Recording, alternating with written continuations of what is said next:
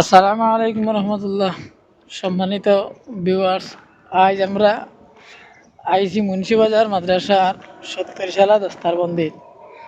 আইয়া বর্তমানে আছি আমরা ভারত এবং বাংলাদেশের সীমান্তে।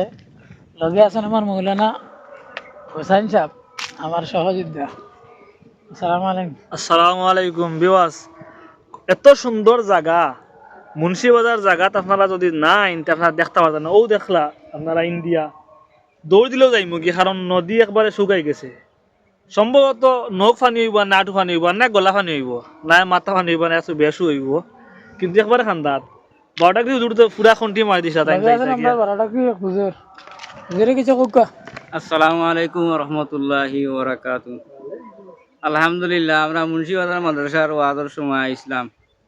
এখন দেখা যায় আমার চকুর সামনে ভারত হরিনগর পাশে। ইনশাল্লাহ আমরা নিয়ত করছি এবার